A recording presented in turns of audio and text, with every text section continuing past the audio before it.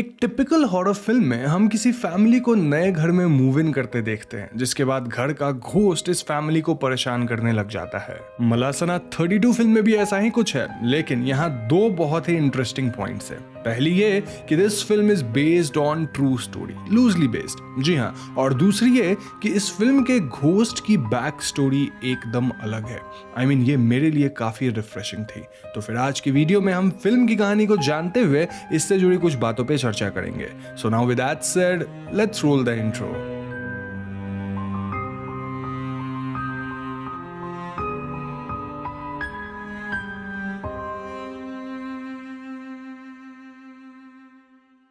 तो फिल्म के opening scene में हम दो बच्चों को देखते हैं जो कि मार्बल खेल रहे थे और उनका एक मार्बल सामने वाले घर के अंदर चला जाता है। अब इस घर के पास बच्चों का जाना मना था, फिर भी एक बच्चा घर के अंदर मार्बल लेने जाता है। ये बच्चा घर के एक कमरे में जाता है जहां वो रॉकिंग चेयर पे एक लेडी को बैठा देखता है और इस चेयर के पास ही उसकी मार्बल भी गिरी थी। बच्चा जैसे तैसे डरते हुए चेयर के पास जाकर अपना मार्बल उठाता है और तभी ये लेडी टर्न करती है। इस लेडी का डरावना चेहरा देखकर बच्चा बहुत डर जाता है और वो यहाँ से फौरन भाग निकलता है। तो यहाँ से कहानी 4 साल आगे 1976 में शिफ्ट करती है, जहां हम एक फैमिली को अपने छोटे टाउन से मड्रिड शिफ्ट होते देखते हैं। ये फैमिली मलासना 32 हाउस में शिफ्ट हो रही थी, जो कि वही घर था जिसे हमने पहले सीन में देखा था।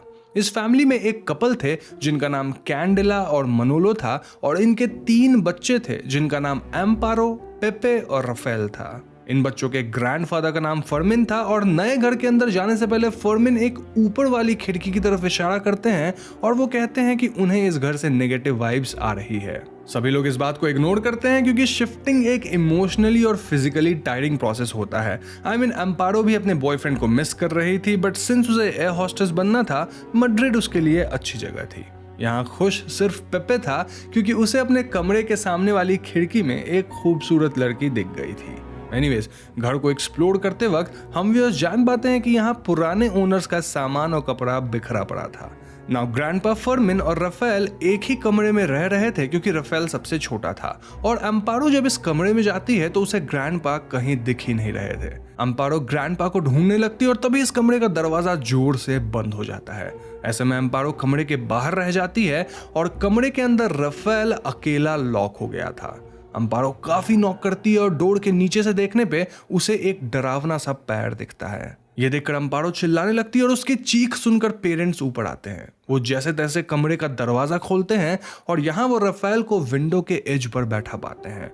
मनोलो एकदम आहिस्ता आहिस्ता रफेल के पास जाकर उसे फौरन खिड़की से उठा लेते हैं। तो पहले ही दिन इतना सब कांड हो जाने के बाद अगले दिन से इनकी स्ट्रगल वाली जिंदगी शुरू होती है, जहां हमें पता चलता है कि मनोलो एक मैकेनिक थे और कैंडेला एक सेल्स वुमन थी। एम्पारो को घर में रफेल का ध्यान रखने के साथ साथ अपने एयर होस्टेस बनने की तैयारी भी करनी थी। एम्पारो इसी में लगी होती है कि अचानक उसे किचन से कुछ आवाज आती है। किचन में जाने पर वो रफेल को अपने आप से बात करता हुआ पाती है और तभी एम्पारो के पीछे से ग्रैंडपा चलते हुए कहीं बाहर निकल जाते हैं। अब एम्पारो को यह महसूस हो जाता है, इसीलिए वो ग्रैंडपा के पीछे जाती है। मीनवाइल रफेल किचन में अब अकेला था और उसके सामने एक मार्बल आकर गिरती है। रफेल इस मार्बल के पीछे पीछे उसी कमरे में पहुंच जाता है जिसमें हमने फिल्म के शुरुआत में उस बूढ़ी औरत को देखा था। अचानक से इस कमरे का टीवी ऑन हो जाता है जिसमें एक कार्टून आ रहा था एंड देन सडनली टीवी का कार्टून कैरेक्टर रफेल से बात करते हुए पूछता है, क्या तुम मेरे साथ खेलना चाहोगे? मेरी एक दोस्त है जो तुम्हें लेने आएगी और तुम उसके साथ चले जाना। रफेल ये सब देखकर बहुत डर जाता है और वो फौरन टीवी स्क्रीन बंद कर देता है, लेकिन उसे यहाँ वो रॉकिंग चेयर हिलता हुआ दिखता है, जिसके बाद टीवी के अंदर से 2 हाथ बाहर निकलकर रफेल को अंदर खींच लेते हैं। इसी के साथ रफेल गायब हो जाता है। दूसरी तरफ एम्पारो ग्रैंडपा को पकड़ती है और ग्रैंडपा फिर से वही बातें बोलने लगते हैं कि ये जगह ठीक नहीं है, वो हमें जीने नहीं देगा, वगैरह वगैरह। एम्पारो उन्हें संभालते हुए घर लाती है, लेकिन घर पे तो रफेल गायब हो चुका था। ऐसे में फौरन पुलिस को बुलाया जाता है, जो कि अपनी छानबीन शुरू करते हैं और कैंडेला, मनोलो और पेपे रफेल को ढूंढने बाहर जाते हैं। तभी इनके घर के ब्रोकन लाइन पे किसी का कॉल आता है जिसे एम्पारो उठाती है और दूसरी तरफ से हम रफेल की आवाज सुन पाते हैं जो कि मदद की गुहार लगा रहा था। तभी फोन कट हो जाता है एंड देन एम्पारो को रफेल के चिल्लाने की आवाज सामने वाले दीवार से आने लगती है। अम्पारो फौरन भागते हुए सामने वाले घर के दरवाजे पे नॉक करने लगती है, लेकिन इस घर में सालों से कोई नहीं रह रहा था, इसीलिए मजबूरन इन्हें घर का दरवाजा तोड़ना पड़ता है। लेकिन उन्हें यहाँ रफेल नहीं मिलता। अम्पारो को एक विंडो कर्टन के पीछे रफेल की परछाई दिखती है, लेकिन जैसे ही वो कर्टन हटाती है उसे वहां वही बूढ़ी औरत दिखती है जो कि अम्पारो का हाथ पकड़ लेती है। अम्पारो जोर जोर से चिल्लाना शुरू करती है और ऐसे में उसके पेरेंट्स उसे संभालते हुए वापस घर लेकर आते हैं। नाउ एट दिस पॉइंट घर के लोग काफी परेशान थे, स्पेशली कैंडिला, क्योंकि ना सिर्फ वो रफेल के गायब होने से परेशान थी, बल्कि ऑफिस में भी उसके साथ एक अजीब घटना घटी थी। दरअसल ऑफिस में कैंडिला एक स्पेशली एबल्ड कस्टमर से डील कर रही थी जिसका नाम लोला था, और लोला कैंडिला को देखकर जोर जोर से अपनी कम्युनिकेटिंग विसल बजाने लगती है। ऐसे में लोला की मॉम आती है और वो कैंडिला से कहती है कि तुम्हें अपने बच्चों का ध्यान रखना होगा। लोला की मॉम कैंडिला को एक छोटी सी प्रेयर बुक देकर ये कहती है कि इससे नेगेटिव एनर्जी उससे और उसके बच्चों से दूर रहेगी। खैर, घर पे अम्पारो फोन डायरेक्टरी में कुछ नंबर्स ढूंढ रही होती है जब उसे किसी सुजैना नाम की औरत का नंबर मिलता है। अम्पारो सुजैना को ये सोचकर कॉल करती है कि शायद सुजैना इस घर की प्रीवियस ओनर रही होगी, लेकिन जैसे ही कॉल पे अम्पारो बोलती है कि वो मलासना 32 से बात कर रही है, कॉल कट हो जाता है। नाउ पेपे खिड़की से सामने वाली लड़की से बात वगैरह करने लग गया था, बट स्ट्रेंजली एनफ पहले दिन के बाद से आज तक पेपे उस लड़की को दोबारा देख ही नहीं पाया था। बस वो लड़की सामने रस्सियों से पेपर पर मैसेज वगैरह लिखकर छोड़ देती थी। लड़की मैसेज में बताती है कि उसका नाम क्लैरा है और वो जानती है कि उनका भाई रफेल सुरक्षित है। पेपे एक पेज पर मैसेज लिखता है कि तुम्हें कैसे पता, जिस पर रिप्लाई आता है कि 20 मिनट में मुझसे बेसमेंट में मिलो।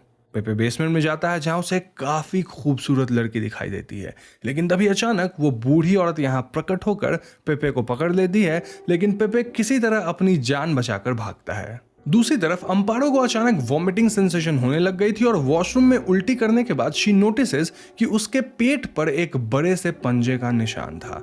यहाँ हम ये भी जान पाते हैं कि अम्पारो प्रेग्नेंट हो चुकी थी। जी हाँ, और ये बच्चा उसके बॉयफ्रेंड का था। एनीवेज, अम्पारो किचन में जाती है जहां वो डोर पर लगे ग्लास से अंदर एक ओल्ड लेडी को किचन में देखती है, लेकिन जैसे ही वो दरवाजा खोलती है वहां ओल्ड लेडी की जगह ग्रैंडपा थे। अब दोबारा दरवाजा बंद करने पर हम ग्रैंडपा की जगह ओल्ड लेडी को देखते हैं और ऐसे में अम्पारो दरवाजा खोल के किचन के अंदर आती है। तभी एकदम से ग्रैंडपा रफेल की आवाज में कहते हैं कि फोन पिक करो और इसी के साथ लैंडलाइन बजने लगता है। अम्पारो फोन पिक करती है जो कि सामने वाले घर से ही आ रहा था। अम्पारो उस घर में जाती है और वहां उसे एक बड़े से क्लॉक के अंदर से रफेल की आवाज आती है। अम्पारो उस क्लॉक का शीशा तोड़ देती है और फाइनली उसे रफेल अंदर मिल जाता है। तो शाम को डॉक्टर रफेल को देखने के लिए आते हैं और वो बताते हैं कि रफेल डीप शॉक में है, तो ऐसे में उन्हें उसका ध्यान रखना होगा। रात को कैंडिला रफेल के साथ उसके ही रूम में थी कि तभी उसे रूम के कोने में एक औरत दिखती है जो कि तुरंत ही गायब भी हो जाती है। इस घटना से कैंडिला काफी डर जाती है और वो जोर जोर से चिल्लाने लगती है। दूसरी तरफ अम्पारो एक ग्लास में जहर डालकर पीने जा रही थी क्योंकि उसे ऐसा लगने लग गया था कि प्रेग्नेंट होने के बाद उसका कोई करियर नहीं रहेगा, तो ऐसे में वो मरने का ठान ली थी। लेकिन तभी लाइट चली जाती है और अम्पारो के हाथ का ग्लास अपने आप टूट जाता है। वहीं पेपे को ढेर सारे पेपर मैसेजेस आने लग गए थे जिसमें लिखा था कि तुम मेरे हो। बेसिकली देखा जाए तो घर के सभी लोग के साथ कुछ तो अजीब हो रहा था और मनोलो को भी रूम में वही बूढ़ी औरत दिखती है जो कि धीरे धीरे उसकी तरफ बढ़ रही थी। ऐसे में मनोलो सभी फैमिली मेंबर्स को लेकर यहाँ से भाग निकलता है और वो सभी एक रात होटल में बिताते हैं। तो सुबह होते कैंडिला और मनोलो इस घर को बेच देने के लिए और लोन वगैरह को सेटल करने के लिए बैंक जाते हैं, लेकिन बैंक अथॉरिटीज क्लियर करते हैं कि इन्हें घर का लोन पूरी तरह से चुकाना होगा। बेसिकली इन्हें घर में ही रहना होगा जब तक ये लोन नहीं चुका सके। इस सब के अलावा कैंडिला को अपने जॉब से निकाल दिया जाता है क्योंकि वो ढंग से सेल्स नहीं कर पा रही थी। वर्क प्लेस से निकलने से पहले कैंडिला अपनी उस स्पेशली एबल्ड कस्टमर लोला का एड्रेस निकाल लेती है क्योंकि शायद वो उसकी मदद कर सके। कैंडिला लोला के घर जाती है जहां से पता चलता है कि लोला एक स्पेशल चाइल्ड है जो कि स्पिरिट्स वगैरह से बात कर सकती है। कैंडिला की कहानी सुनने के बाद लोला और उसकी मां कैंडिला की मदद करने के लिए तैयार हो जाती है। ये तीनों मलासना 32 हाउस में आ जाते हैं और इस वक्त घर में सभी लोग थे एक्सेप्ट अम्पारो। अम्पारो फोन बुक वाली सुजैना का एड्रेस निकालकर उससे मिलने गई थी। सुजैना एक ओल्ड लेडी थी और उनका घर तो और भी डरावना था। वो अम्पारो से काफ़ी सारे क्वेश्चंस पूछती है, लाइक उसके घर में कौन कौन रहता है, घर में कितने छोटे बच्चे हैं इत्यादि। और ये सब पूछने के बाद सुज़ैना बताती है कि तुम्हारे घर से शायद एक छोटा बच्चा गायब होने वाला है। ये सुनकर एम्पारो सुज़ैना को सारी बात बताती है कि उनके साथ घर में अब तक क्या क्या हुआ है। सुज़ैना एम्पारो के लिए कुछ पीने के लिए लाने जाती है और वो काफ़ी देर तक वापस नहीं आती। ऐसे में एम्पारो इस घर की छानबीन में लग जाती है और यहाँ उसे एक पिक्चर एल्बम मिलती है जिसमें एक लेडी की फोटो थी और ये पिक्चर उस पिक्चर से मैच कर रही थी जो कि एम्पारो के घर में टंगी थी। एक एल्बम में उस लेडी की और फोटो दिखाई देती है और साथ ही उसमें एक लड़के की भी फोटो थी जो कि एग्जैक्टली उसी लेडी की तरह दिखाई दे रहा था। तभी सुज़ैना सामने आती है और वो बताती है कि ये मैं नहीं हूं बल्कि मेरी सिस्टर क्लारा है। अब अगर आपको याद हो तो हमने क्लारा को पहले भी देखा है। जी हाँ, क्लारा वही लड़की थी जिससे पेपे ने अपने सामने वाली घर की विंडो में देखा था और जिससे वो मैसेजेस के जरिए बात कर रहा था। सुज़ैना बताती है कि मलासना 32 में जो स्पिरिट उन्हें दिखाई देती है वो दरअसल क्लारा की है। क्लारा सुज़ैना की सिस्टर थी और क्लारा बचपन में एक लड़की नहीं बल्कि एक लड़के के रूप में पैदा हुई थी और एल्बम में जो लड़के की फोटो है वो एक्चुअली क्लारा की ही है। लेकिन जैसे जैसे वो लड़का बड़ा हुआ उसे रियलाइज हुआ कि वो लड़की बनना चाहता है। क्लारा और सुज़ैना के पेरेंट्स ये सब एक्सेप्ट नहीं करते थे और वो क्लारा को इसके लिए पनिशमेंट दिया करते थे। वो लोग क्लारा को अपने रूम की क्लॉक में बंद कर दिया करते थे और ये वही क्लॉक था जिसमें रफेल बंद हो गया था। तो अब क्लारा की स्पिरिट उनके घर के सबसे छोटे बच्चे यानी कि रफेल को ले जाना चाहती है क्योंकि क्लारा जब बड़ी हुई थी तब वो एक माँ बनना चाहती थी। लेकिन उनके पेरेंट्स और क्लारा के बीच में इतनी लड़ाई हुई कि पेरेंट्स ने शर्मिंदगी में अपनी जान ले ली। सुज़ैना बताती है कि क्योंकि वो क्लारा को अपने पेरेंट्स के मौत का जिम्मेदार मानती थी इसलिए उसने भी इसके बाद क्लारा से अपना रिश्ता तोड़ दिया और वो अपने घर और क्लारा को वहीं छोड़कर यहाँ चली आई। दरअसल मलासना 32 में 2 घर थे। जी हाँ, जिसमें अभी एम्पारो की फैमिली रह रही थी वो सुज़ैना का घर हुआ करता था और सामने वाला घर जो कि खाली था वो क्लारा का था। सुज़ैना बताती है कि क्लारा के स्पिरिट ने एम्पारो के छोटे भाई यानी रफेल को इसलिए छोड़ा है क्योंकि अब उसे एम्पारो के पेट में पल रहे बच्चे को लेना है। जी हाँ, ये सुनकर एम्पारो सुज़ैना पर बहुत गुस्सा हो जाती है और उसके मन में क्लारा के लिए सिंपैथी आ जाती है।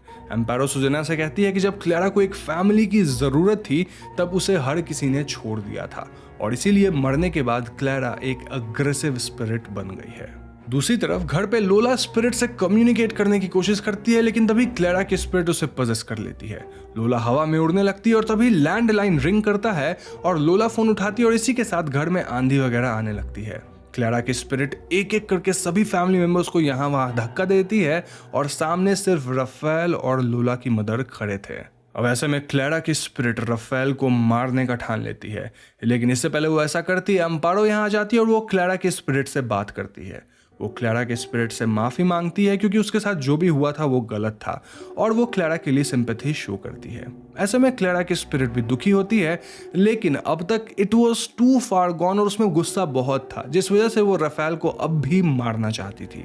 ऐसे में एम्पारो एक ग्लास के टुकड़े से अपने पेट पे अटैक करने लगती है क्योंकि उसे पता था कि क्लारा को उसके पेट में पल रहा बच्चा चाहिए था। क्लारा जोर जोर से चीखने लगती है और यही मौका देखकर मनोलो पजेस्ड लोला को पकड़कर बालकनी से कूद जाता है जिसके कारण मनोलो की मृत्यु हो जाती है। लेकिन लोला जिसे क्लारा ने पजेस किया था वो मनोलो के ऊपर गिरती है जिससे उसकी जान बच जाती है। अब ये सब घटना होने के बाद क्लारा टेम्पररी वहां से चली जाती है। नाउ इस इंसिडेंट के कुछ समय बाद हम एम्पारो की फैमिली को देखते हैं जो कि ये घर छोड़कर जा रही थी। दरअसल मनोलो ने अपना इंश्योरेंस करा रखा था जिससे उसकी मृत्यु के बाद इस फैमिली को बहुत पैसे मिले और वो लोग पूरी तरह से लोन चुका कर वापस अपने गांव लौट जाते हैं। मूवी की क्लोजिंग सीन में हम क्लारा के रूम की रॉकिंग चेयर को फिर से वैसे ही हिलते हुए देखते हैं और हम समझ जाते हैं कि क्लारा के स्पिरिट को अभी भी शांति नहीं मिली थी। वो अभी भी मलासना 32 में मौजूद थी और शायद एक बच्चे का इंतजार कर रही थी। इसी के साथ फिल्म खत्म हो जाती है। तो दोस्तों ये थी फिल्म की कहानी और कहानी काफी रिफ्रेशिंग थी जहां हम स्टीरियोटिपिकल घोस्ट से हटकर एक ट्रांसजेंडर घोस्ट को देखते हैं और मूवी में क्लीशे हॉरर मूवीज की तरह कोई मेंटल कंडीशन में बेस्ड स्टोरी नहीं बल्कि जेंडर एक्सेप्टेंस और आइडेंटिटी से जुड़े स्ट्रगल को दिखाया गया है। अगर क्लारा को उसके पेरेंट्स एक्सेप्ट कर लेते तो आज वो भी एक हैप्पी लाइफ जी रही होती। क्लारा के पेरेंट्स की तरह ही सुजेना ने भी उसका साथ छोड़ दिया था और वो उसे अपने पेरेंट्स के मौत का जिम्मेदार भी मानती थी। क्लारा की स्पिरिट, जो कि सदियों से एक बच्चे के प्यार के लिए तरस रही थी, वो रफेल को अपने पास रखने की कोशिश करती है। लेकिन जब वो देखती है कि अम्पारो अपने पेट में पल रहे बच्चे को मारने की कोशिश कर रही है, तब वो उसे ऐसा करने से रोक देती है। अब उसे अम्पारो के पेट में पल रहा बच्चा चाहिए था। मूवी के आखिरी सीन्स में हम देखते हैं कि अम्पारो ने उस बच्चे को पालने का डिसाइड कर लिया था और अब वो इसे एक्सेप्ट करने के लिए रेडी भी थी। क्लारा अम्पारो की फैमिली को तो जाने देती है, लेकिन आज भी वो एक बच्चे के वेट में मलासना 32 में भटक रही है। अब दोस्तों, ऐसा कहा जाता है कि ये फिल्म सच्ची घटनाओं